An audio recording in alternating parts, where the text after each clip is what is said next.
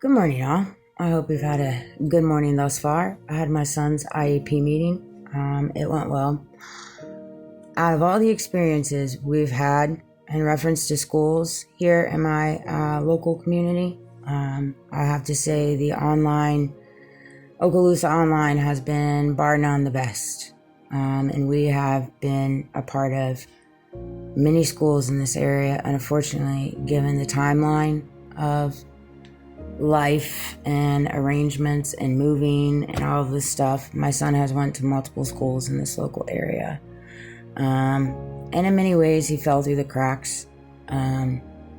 He's always been a little bit of a free thinker, definitely outside of the box, can't be tamed in some ways.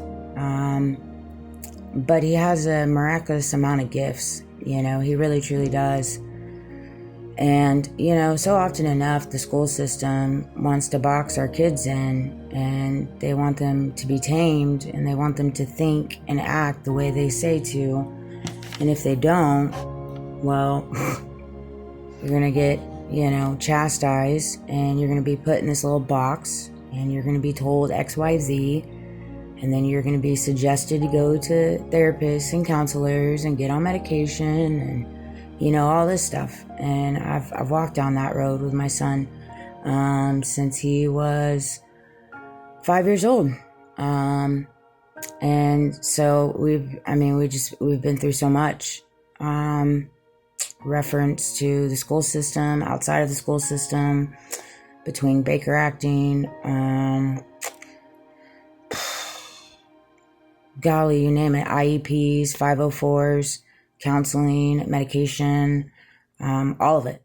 And I carry such a soft spot for it, I'm not saying I'm against medication by any means. For those that truly need it, I'm here for it, but I don't believe everybody does need it. And I do believe that it is something that is very much like thrown down our kids, thrown at our kids in different ways. 222, as I say that, just to where they stay in line, and I can, it's even that way when it comes to adults, if you're a free thinker, you think outside of the box, they're going to chastise you and mock you because you're not staying in line, and they do that to our kids too. And so I felt compelled. It was crazy. I was telling the ladies on it, like on my algorithm,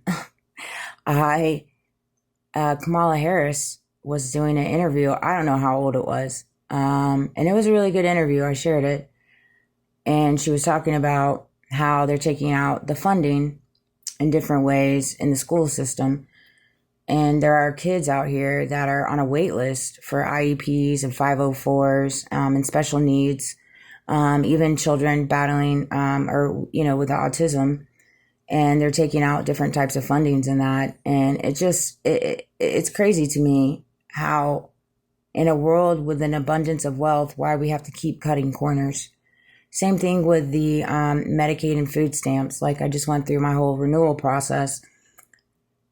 I got my notice today. It said that I didn't turn in my income, which I did. I have proof that I did turn in my income. And the notice that they sent me, it doesn't even make sense. It's inconsistent. One portion says you're eligible. The next portion says you're not. Get it right. Get it right. How hard is it for people to just do their jobs and do it accurately, do it factually? It just seems to be very difficult these days, and it's one of those things. I don't even know if I'm going to fight it, to be honest.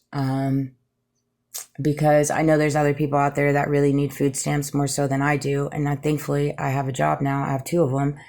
And so it's just not really on my heart, but it breaks my heart because I know there's a lot of people out there that need food stamps and they make it so difficult for you to qualify, go through the process of it so they can just deny you based off lies. And that's kind of how they designed the entire plan. And it's crazy to me.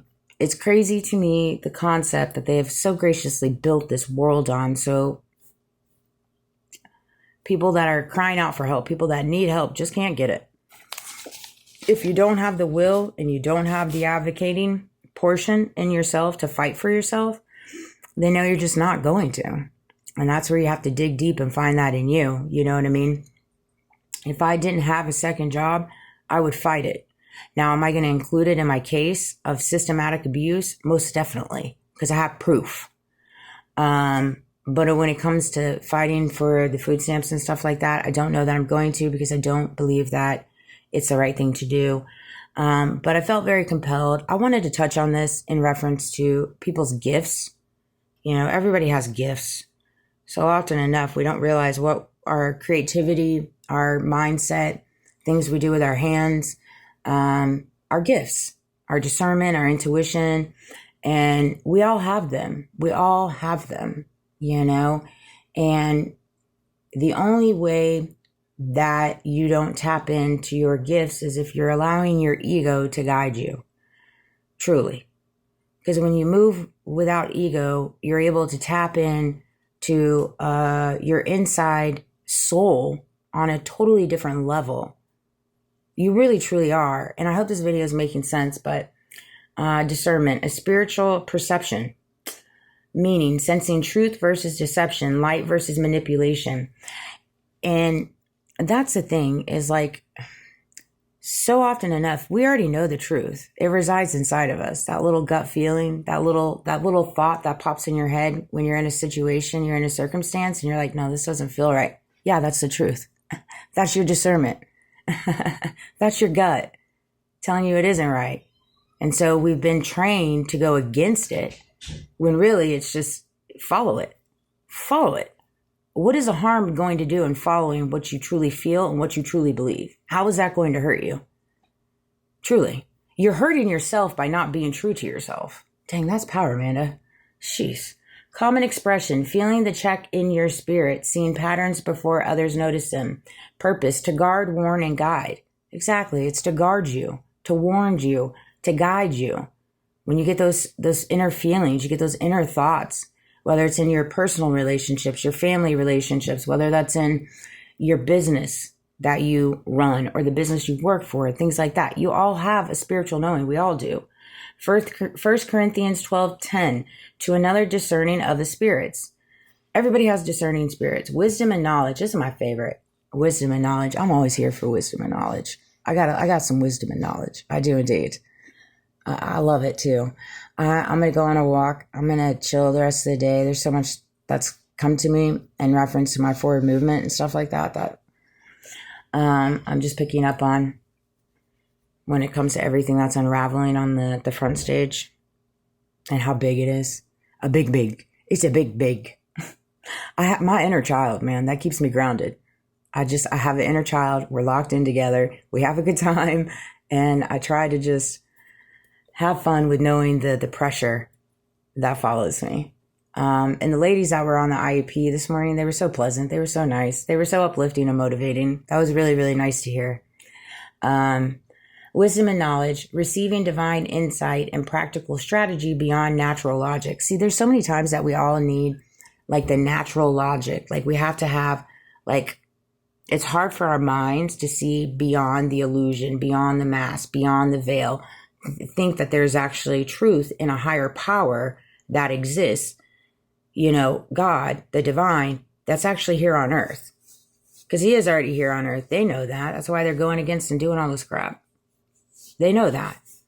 They know their time has come. It's coming. It just is. It's plain as day. Because there is a higher power. And the higher power resides around all of us, universal wise, but it also resides inside of us. The Christ conscience. Once you tap in, wisdom applies truth rightfully and righteously. Knowledge recognizes it. You know, that's the thing, is when you figure out something and you recognize it, and then you start applying what you figured out, right? For me, I figured out things that make me tick. I figured out things that make me happy. I figured out things that I was allowing, which was making me feel negative. And so because I recognized that, then I took it and I took my knowledge and I applied it. And I've been applying it every day in everything that I gain. Everything. Speaking clarity into confusion, connecting spiritual truths the real world action, in the real world action.